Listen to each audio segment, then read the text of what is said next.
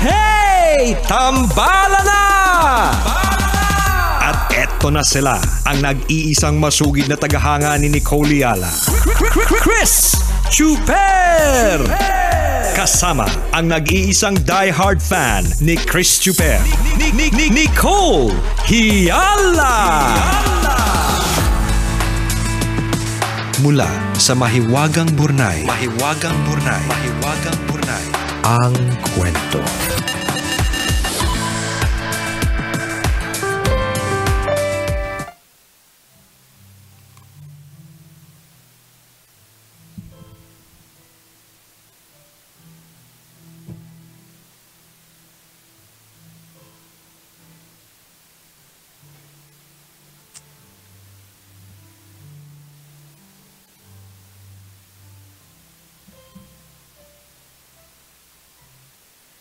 Dear Nicole and Chris, itago niyo na lang ako sa pangalang Shine. 19 years old at isa sa napakarami ninyong tambalanista dito sa Malaybalay, Bukidnon. Noong 2020 ko lang na-discover ang tambalan, pero hindi ako nanghihinayang sa mahabang panahong nagdaan na hindi ko pa kayo kilala. Kasi naman napanood ko na halos lahat ng videos ninyo. Talaga palang mula noon hanggang ngayon, masayahin at palabiro na kayo. Hindi lang yung masasayang videos yung tumatak sa akin. Pinanood ko din si Nicole noong mga panahong umiiyak siya at maraming challenges sa buhay.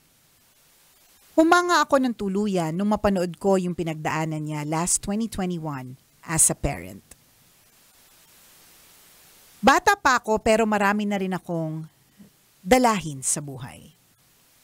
Kapag malapit na akong sumuko, paulit-ulit kong pinapanood yung past episodes ninyo para sumaya. Instant ngiti ang dala.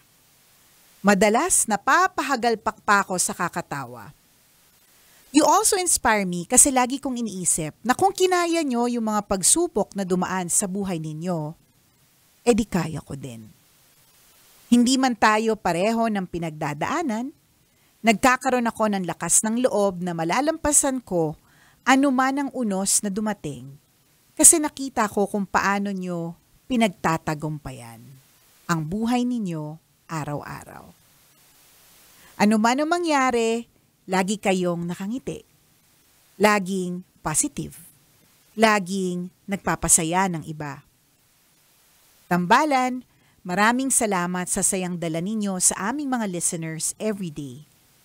Salamat sa pagiging inspirasyon sa aming younger generation na tingin ko medyo mababaw ang mindset.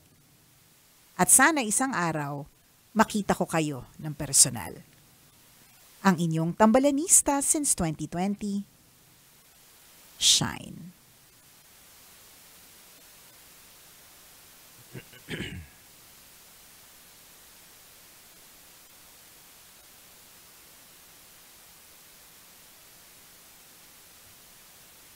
Hi, Shine! Nako, tungkol pala sa tambalan. Alam mo kapag ganito, may mga ganitong klaseng mensahe na isang buong Mahiwagang Burnay story para sa tambalan, nakaka-nervyos. Baka sabihin, ay kaya pala. Kaya pala gano'n na yung tema ng tambalan. Last na pala nila. Charot. Nakakatakot Pero pala. hindi tayo pwedeng matakot. Pero on the other hand, partner, hindi tayo dapat matakot. Bakit? Masamang damo, remember? Ang masamang damo, matagal mategi, di ba? Ay, nakakatuwa naman, Shine. Alam mo, nilagyan mo ng shine, sunshine, ray of hope, di ba? Yung mga puso namin ngayong araw na ito. Yes. Pero ang hindi mo din alam, Shine, may mga battles na kinikwento namin, pero marami din kaming mga battles na hindi namin kinikwento. Mm-hmm. Pero ang ginagawa pa rin talaga namin, talagang bumabangon pa rin araw-araw. And I guess yun lang naman din talaga, laban lang ng laban everyday. Kasi hindi naman everyday yung pagsubok, hindi naman everyday yung struggle, and what you're going through is only temporary, 'di ba? So kung alam kong temporary lang itong pinagdadaanan kong pagsubok, ba't ako magi-give up? Tama. Temporary lang naman pala ito di ba? Dapat malinaw sa iyo yun. Correct. And thank you dahil mukhang nakukuha mo yung ganong lesson mula sa amin. Alam mo, akala mo lang lagi kaming positive. Hindi. Kung ma-positive man kami, yan, sa mga sakit. Buni hadhad, yan. Positive, madami kami dyan. Diba? Pero not all the time. Not all the time though. Pero, yun nga, kahit na ganun, uulitin namin, babalik kami sa, okay, kaya nega yung iniisip ko ngayon, pero okay lang, sige lang, tuloy lang, kasi tomorrow is another day. Tao lang. Tao lang din naman talaga, nagkakamali. Kasi pag mga ganitong klaseng mga eklavu, nakaka-nervous baka mamaya, may mga canonization na maganap. Charot! Canonization! Sipin mo yun, no? Naging diba? santo! Ako, yung pamilya mo talaga. Iingatan yung katawan mo. Yan, oo. Di ba hanggang sa kaduluduluhan ng mga pink na bagay ko, partner. Pwede maging relic. Charet. Hindi, pero may ganung feeling sometimes na pagka yung ganyan yung reaction ng mga tao sa amin. And we're very much thankful. Kasi kami ni partner, sa totoo lang, nagulat na nga lang kami isang araw, 20 years na pala kami. Di ba? Parang araw-araw lang naman namin ginagawa. Paano yung gulat? Paano yung gulat? Anong klase? Yung mayaman o mahirap na gulat? Yung pangkaraniwan lang, pangkaraniwang tao. Ayoko, alam mo namang hindi ako nonchalant. Pangmayaman, diba? Pangmayaman. Ganun yung gulat ng... parang, ganun mayaman. 20 years na yung tambalan. Yan. Has it been 20 years? Yan yung pangmahirap na nagulat Yan. 20 years na yung tambalan. Talaga ba? Oh my God. Grabe, bata pa lang ako. Nakikinig na talaga ako sa kanila. Ganon. May kasama mura sa dulo. Diba? Pero totoo hindi namin namalayan. 20 years na pala rin kami. Parang, 20 years na nga pala yung nakalipas na nagkukwentuhan lamang. And maaaring nga, partner, kaya siguro may mga ganito tayong mga burnay segments paminsan. Because this is also a reminder for us na maaaring akala lang natin wala, pero meron. Oo. Akala lang natin minsan walang saysay, walang kwenta, pero meron. Diba? Kanina lang napadpad ako dyan sa BDO Ecom. Hello sa inyo, partner. Gusto ka din nilang ma-meet. Sabi ko sa iyo, partner, talagang nakakatuwa yung how much pagka-bangko ba dapat English? Teka lang. Pag pumunta ng Ecom, mapapa-English ka talaga. Oo nga yun na nga. So, ganda ng office nila dyan. Kaya nga, so how much? Ganun. Diba? Saan dito sa Ecom, Dito. Galing ko lang doon 2 weeks ago. Talaga ba? Hindi ka pa nila na-meet Ay, Baka talaga Ecom ba? 1? Hindi kasi may taklob yung mukha ko Sabi ko na. Sabi ko na nga ba, familiar yung nakalagay doon, iwasan. Tapos may nakataklob na mukha. na nila ako. Hindi ka pa nila na-meet. Pero na-meet ka nung isa doon. Sino? Parang gano'n. Yung... si Ma'am Therese? Hindi ko sure. Si Joanne? Hindi ko sure. Si Marlon. Nag-iibento ng mga pangalan, wala naman talagang gano'n. Hindi ko alam. But anyways, nakakatuwa lang yung reaction sometimes sa mga tao pag first time ka nila nakita. Diba? Tapos yung pag natatandaan nila yung mga hindi ka pa na nakakanonize niyan Oo, wala pang canonization na nagaganap niyan Charot.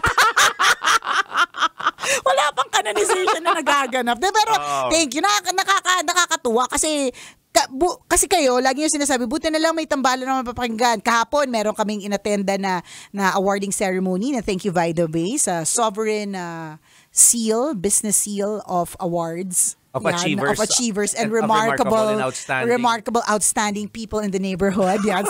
Salamat, La Visual Corporation and Servici Channel. Pangmalakasan kasi yung title. Oo nga sovereign pangalan, hindi ko nga ma-spell, di ba?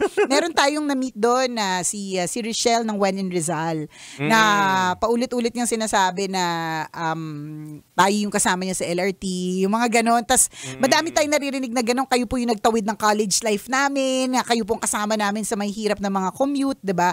So lagi kayo may ganun. Kami kasi wala kaming ganun Wala kami pinapakikinggan na tambalan. Kasi pag pinakinggan namin yung sarili namin, naiirata po kami. Hindi ko nga namin... Nauubos mo pasensya namin. Correct. Kumiiksi po yung pasensya namin. Parang totoo ba? Nag-trigger po kami sa sarili namin boses. Bakit tuwang-tuwa matutuwa kayo sa amin. Pero yun, diba? So, wala kaming pinakikinggan na tambalan. Wala kaming radio people that we lean on to. Kasi kami na yun, diba? So, yung kapag may mga ganitong klaseng mga messages, ito naman yung nagigive ng fire to us. Ay, nagigive ng fire to us. Ang arte mo, Nicole. Paano yung nagigive ng fire? Paano yung pag-give ng fire to us? Diba? It fuels us, diba? Natutuwa kami. Kaya naman, again, this year, 2024, we are celebrating our 20th anniversary as a radio tandem. Yes, at dahil 20th anniversary ng Tambalan. In honor of that anniversary, kami po ay magkakaroon ng special na mass wedding. So, ito po ay it's a private event actually para dun sa 20 deserving couples na ipapakasal namin at bibigyan namin ng reception. Yan. Wow. Sa darating na September 28 yan. Mga tambalanista natin yan mula sa City of Taguig. Yan. City of Taguig. Ayan. Kaya shoutout sa mga taga St. John of the Cross. Yan. Dyan sa Taguig at yung mga kabisya natin sa Barangay Pembo. Yan. Hello po sa inyo at shoutout. So magkakaroon po kami ng mass wedding na maisa sa katuparan ng mass wedding na ito dahil because of the kind and generous heart of Mayet de la Rosa Fine Jewelry. Yun. Na magpo-provide ng rings for all the couples. Iba talaga ang Mayet de la Rosa. Iba talaga. Diba kaya yan yung tinatrust talaga natin na jeweler. Pangmalakasan. And of course, dahil din sa mabuting kalooban ng mga kabisyo at tambalanista natin at buong management at bumubuo ng team ng Arena Plus. Yes. Yan. Yun ang nakakatuwa, no? Talagang pag naramdaman mo din yung support from from people like them. Na parang ay nakakatuwa naman, no? Hindi lang ito yung may intention to give back to the community, but these institutions, for example, gusto nilang magbigay. Parang hindi mabigat at hindi mahirap para sa kanila. Diba? Sabi ko nga kay Madam Mayet, 20 couples po ito, 40 rings po Sige be. Diba? Walang pag-aalinlangan. Diba? Nakakatuwa. At alam mo kung sino pa, partner? Ang isa sa mga magsasponsor, diba? Si Leo Bungaling ng LB Lending Corporation dyan sa Candelaria, Quezon. Isipin mo, ang layo ng LB Lending Corporation. Galing pa ng Candelaria. Diba? Galing pa ng Candelaria, Quezon yung sponsorship. And si Penelope's Garden ng Lipa City, Batangas. Diba? Yan talaga yung mga pangmalakasang magiging dahilan kung bakit magkakaroon tayo ng anniversary celebration. May mga iba kasi na nagtatanong, wala po ba kayong pa-concert? Wala po bang get-together? Ganyan. Alam niyo po, pwede naman. Pero hindi naman kami kumakanta. Hindi naman kami kumakanta. Pwede naman, pero kung gusto niyo uminit ang ulo ninyo, edi sasayaw kami. Diba? Pwede namang to organize such yung ganon, yung pwedeng pa-concert, pwedeng pa whatever, diba? Pero naisip naman namin na let's do something worthwhile. It's our 20th year. Gumawa tayo ng maganda. Yung 10th anniversary, ganun na yung concept. Nag-Skydome na kami. Correct, may pagsayaw, may pagkanta. Sa true. Ito naman, dahil papunta na rin kami sa langit, di ba? Dagdag ligtas points sa langit. So, pa-mass wedding po tayo, di ba? Diba? Kasalang parokya. Ganun. Nakakatuwa naman. So, salamat po sa lahat ng mga nagbibigay ng kanilang suporta. Yes. Nag-share ng kanilang blessings. Correct. Nag-share din ng blessing partner para sa ating mga couples, ang Alta Skin Whitening System. Diba? So papuputiin nila ang mga kinabukasan natin. Ako naman mga singit. Thank you very much, Alta. May pag-gift pack siya para sa mga couples. Diba? Nakakatuwa. Sa true lalo. And speaking of pangmalakasan and astig, syempre astig talagang Arena Plus. Isa sa ating mga major sponsors for our mass wedding. Kaya naman importantatious na i-download mo na ang ating Arena Plus app. Dahil sa Arena Plus, astig ka sa sports. Ang Arena Plus ang tinanghal na Best Sportsbook Operator for 2024 ng Sigma Asia Awards. Alam nyo ba na ito ang magpapabago sa paraan mo na pag-enjoy sa mga paborito mong laro? Ang astig sa Arena Plus, hindi mo na kailangan pa maghanap kung saan-saan ang mga latest scores and results sa mga inaabangan mong laro worldwide. Dahil again sa Arena Plus app, nandyan na kompleto at always updated. PBA, NBA, PVL, boxing, volleyball at marami pang iba. At hindi lang yan, pwede mo ring masubaybayan ang mga live games games ng local at international sports property sa kanilang web-based or mobile applications. Gamit lamang ang inyong mobile device o diba all-in-one na anytime, anywhere pa. Ang Arena Plus ay license ng Philippine Amusement Gaming Corporation o PAGCOR para masiguradong legal at secure ang gaming environment ng ating mga users. At dahil gusto naming astig ka, Kabisyo, alam nyo ba na astig rin ang mga official endorser ng Arena Plus? Tambalan! Oliala, Chris Chuper, Scotty Thompson! siyempre si Jordan Clarkson. At si Glock 9 na nag-perform ng Halinas Arena na official jingle ng Arena Plus. Ang Arena Plus ang official sponsor ng PBA, PVL at Gilas Pilipinas. Kaya naman download po yan, Arena Plus app sa App Store. Pwede rin panoodin via arenaplus.ph dahil sa Arena Plus, astig sa sports. Gaming is for 21 years old and above only. Keep it fun, game responsibly. At dahil sapagkat because we want this segment to be fun, mamimigay na kami ng libreng boundary sa napakaswerteng Chuper. Boy! Lakasan ng radyo kung ikaw ay nagpa-register na ikaw ba ay isang Grab driver. Eto na, wag na natin patagalin, partner. Wag na nating patagalin pa. Ang kanyang pangalan ay Edmundo Castigon. Edmundo Castigon with plate number NIN 2842, isang Grab driver. Congratulations, nanalo ka ng 1,500 pesos. Libreng boundary para sa iyo. Sagot na ng Love Radio. Correct. So kung sino man po nakakakilala sa kaibigan nating Chuper na yan na nagngangalang Edmundo Castigon.